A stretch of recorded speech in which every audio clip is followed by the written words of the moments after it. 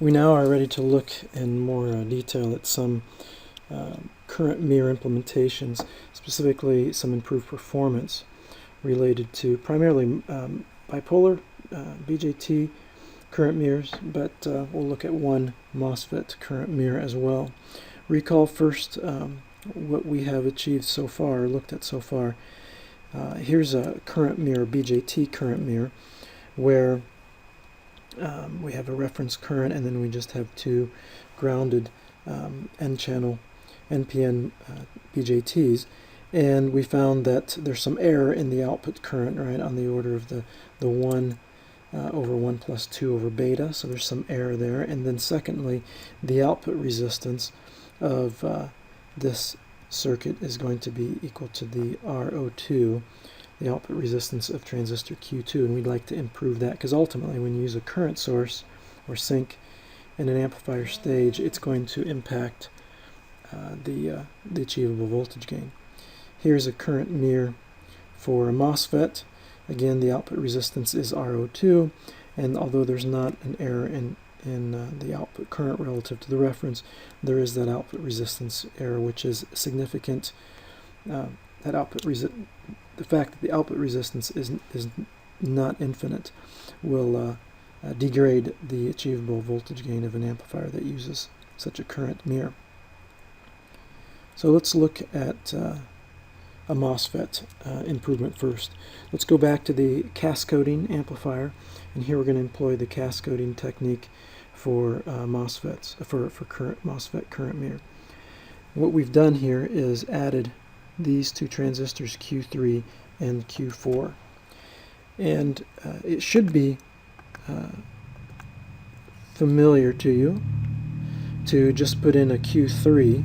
Let's take out Q4 for a moment and just establish a constant DC voltage VG3 at the gate of Q3, and that will result in the output resistance looking into this drain of Q3 to be increased by a factor of GM3 times RO3, and we see that right here. But the question is, how do we actually implement that VG3? We don't want a separate voltage source. And so what's done instead is that we use this Q4 transistor. Note that the current flowing through the left side here is all constant. We got IREF going through Q4 and Q3, so that means all the voltages are static as well. The voltage between the gate of Q3 and ground, or let's write this out here. We can write VG3, the voltage at the gate of Q3, is equal to VGS of 4 plus VGS of 1. And these are going to be V threshold plus the square root of 2I IREF over Kn. And then if these are matched transistors, it'll be the same thing again. And this will be a constant. Okay, so that's how we establish a DC voltage. The main challenge is that you just want to keep these transistors in their saturation region. And so adding this cascode stage will limit the compliance of this current mirror. VO right here will not be able to go as close to ground as it would otherwise, because it must stay a threshold voltage above the gate voltage of Q3. All right, now let's look at the bipolar mirror that has base current compensation. So if we go back to the bipolar mirror here, let's see, here we go. We recall that there was some of the IREF current flowed down to supply the base current for Q1 and Q2, and that resulted in this error of 1 over 1 plus 2 over beta. And we want to decrease how much of IREF is diverted to the bases, and this can be done with a base current compensation. circuit. So we add a third transistor Q3, and I won't go through the analysis in detail. You can pause the video and study it here, but I'll point out that the current that is being injected from Q3 into the base of Q1 and Q2, this 2IC over beta, is no longer having to be supplied purely from Vref. It's not coming straight from, not Vref, Iref. It's actually coming primarily from the supply rail. Most of it is going to come from there, and only 1 over or 1 over beta plus 1 of that current will actually be supplied from Iref here. So the amount of current that has been diverted from Iref to supply the bases of Q1 and Q2 has been decreased by a factor of beta plus 1, that is the beta of Q3. And what that ends up producing is a collector current.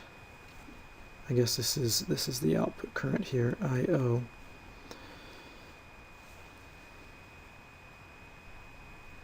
Yeah, the collector current would be I.O. is equal to Iref times 1 over 1 plus 2 over beta squared.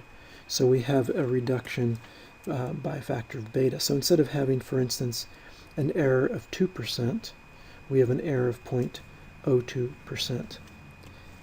So that's a great improvement. But we should point out that the output resistance of this base current compensated current mirror is still simply the RO of Q2. It has not been increased.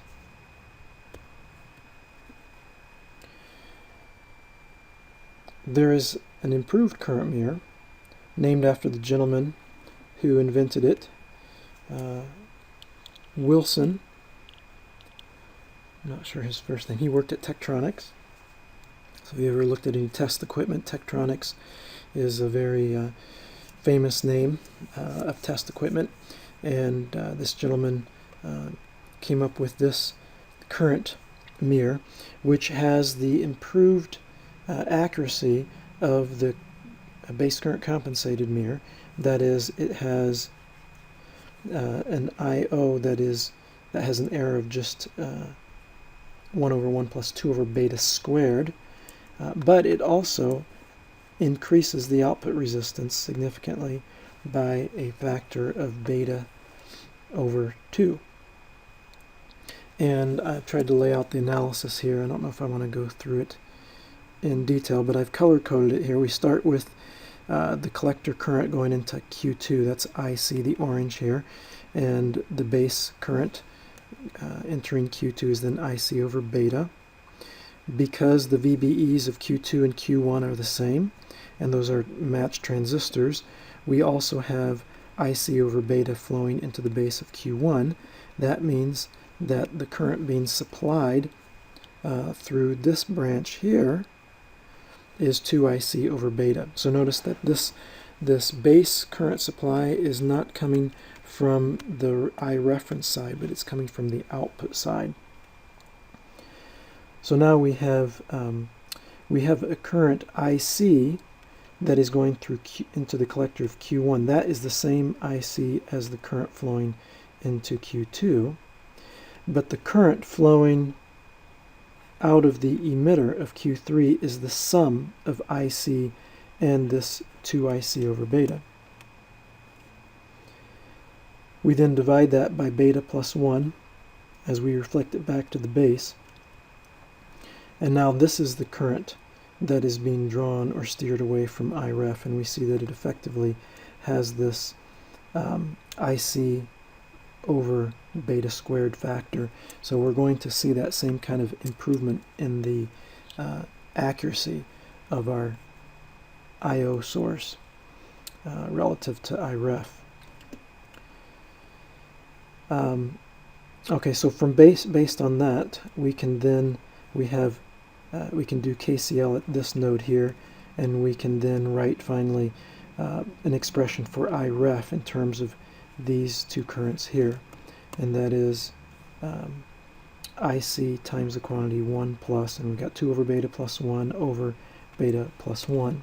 So there's a relationship between Iref and IC. And then because we had the current, the emitter current of Q3, we can also write the collector current of Q3, which is the output current IO, simply by multiplying by beta and dividing by beta plus 1. So in other words, it's alpha, right? Remember, we get the collector current is alpha times the emitter current, or it's beta over beta plus 1, the emitter current. So at this point, we are ready to write. We can take this expression here and this expression here, and we can combine them, which is done right here, where we say that IO is this IC times all of this, and Iref is equal to IC times all of this, and the ICs cancel. Do a little algebra, and we arrive at our IO being approximately Iref over 1 plus 2 over beta squared. It can be shown, analysis isn't given here, but the output resistance is increased to RO3 times beta 3 over 2. So again, the Wilson current mirror has improvements both in the IO accuracy as well as the output resistance. The base current compensated mirror only improves the accuracy but not the output resistance. Now there's also a Wilson MOS mirror. So there is no error due to beta, so there's not the error in the output current IO. However, there is the low output resistance. So again, a Wilson MOS mirror allows one to increase the output resistance by a factor of GM3 times RO3. Finally, we'll look at what's known as the Widlar, named after Robert Widlar, a pioneer in analog IC design. And this is back to the basics, if you will, but with a simple modification, that is the addition of a resistor in the emitter, a degenerative emitter resistor in the emitter of Q2. And the advantage of this, notice it's just in Q2, not in Q1, so the advantage is that small current references can be implemented with small resistances.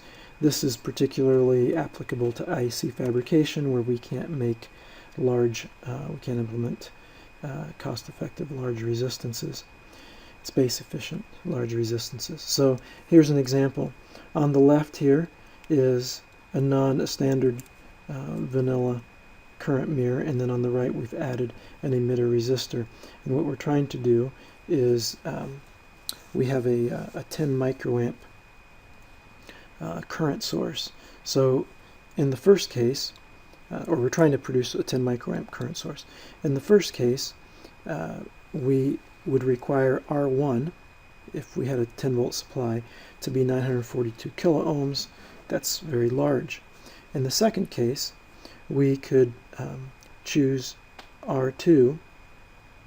Let's see, which one is R2, which one is R3? Well, I think this must be R3 here.